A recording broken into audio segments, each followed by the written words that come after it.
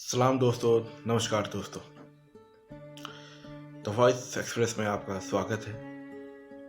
आज हम इस वीडियो में आपको उस शख्सियत से या उन शख्सियत से आपको रूबरू कराएंगे जिनकी कारगुजारी ने इतिहास बना दिया।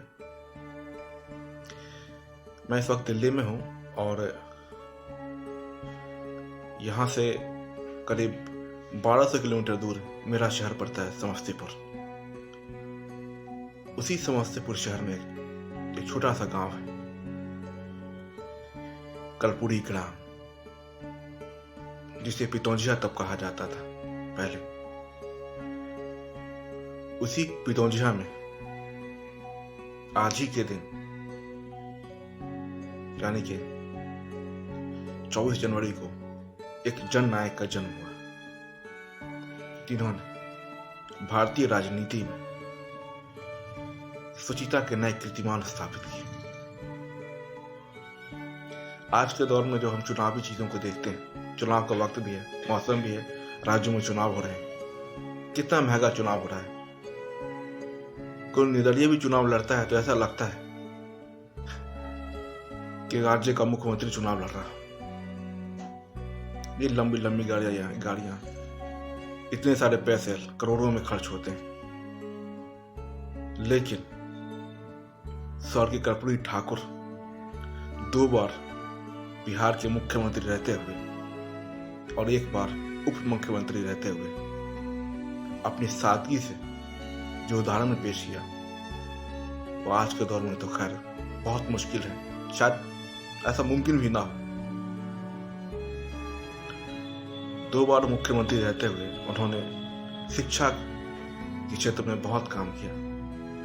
गरीब पिछड़े तबकों के लिए मुफ्त शिक्षा की व्यवस्था कराई। जो बोर्ड की परीक्षा हुआ करती थी, तब 8वीं बोर्ड भी हुआ करता था, 8वीं तक की शिक्षा को उन्होंने मुफ्त कराया, निःशुल्क, कोई भी जाकर पढ़ सकता है। उसके बाद धीरे धीरे आरक्षण पर उन्होंने बात शुरू की। जो कमजोर तबका था उस वक्त, बहुत पिछड़ा हुआ करता था, 26% आरक्षण की उन्होंने बात की, लेकिन तब भी उनके खिलाफ लोग खड़े हुए, अब शब्द कहेंगे, लेकिन कर्पूरी इनसे डरते नहीं थे। उन्हें पता था कि चुनौतियां आगे आएंगी, लेकिन इन चुनौतियों का सामना करना होगा। एक छोटे से गांव कर्पूरी ग्राम से निकला हुआ शख्स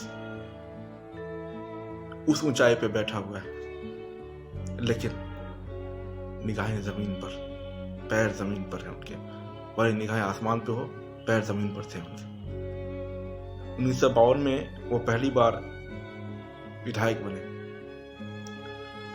तब विदेश जाने वालों के प्रतिनिधि मंडल में उनका भी नाम था और उन्हें ऑस्ट्रिया जाना था, लेकिन उनके पास कोट नहीं था। एक दोस्त ने से उधार मांगकर उन्हें वो कोट पहना जो कि फटा हुआ था, और वो गए वहां। और जब इस लेवल के शख्स को जब देखा वहां लोगों ने युगोस्लोवालिया में, तो वहां के अधिकारी अचंभे में पड़ गए। उन्होंने खैर तोहफे में उन्हें बहरहाल एक कोट उन्हें दिया। तो वो जो उनका डाउन टू अर्थ रह करके राजनीति करने का जो उनका तरीका था, वो बड़ा दिलचस्प था। उनके इस तरह की कई कहानियां, कई किस्से हैं।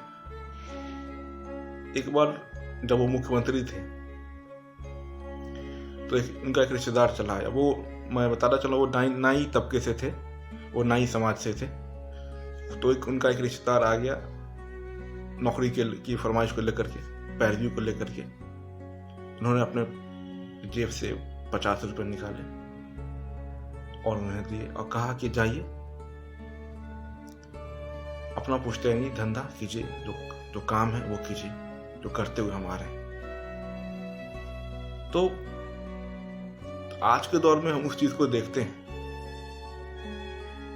तो शायद मुख्यमंत्री या एमएलए एमपी जो बनते हैं, इन्हीं सब चीज़ों के लिए कि उसका काम करवा दिया, उसके वहाँ सीट अलॉट अलॉट करा दी, उनसे जो उनकी कमाई जो होती थी। लेकिन तब की राजनीति में और आज की राजनीति में ज़मीन आसमान का फ़र्क है। कर्पूरी ठाकुर का जो घर था उस वक्त कोई कच्चा मकान था, झोपड़ी नुमा था उनका, और उन्होंने कभी उसे पक्का बनाने की कोशिश नहीं की, वही रहने दिया। वो कहते भी थे कि जब तक पिछड़ों, कमजोर तबकों के हालात नहीं सुधर जाते, उनके घर नहीं बन जाते, उनकी जिंदगी अच्छी नहीं हो जाती, मैं ऐसे ही रहूंगा। एक बार जब उस वक्त के प्रधानमंत्री, जिन्हें हम बतौर किसान नेता भी जानते हैं,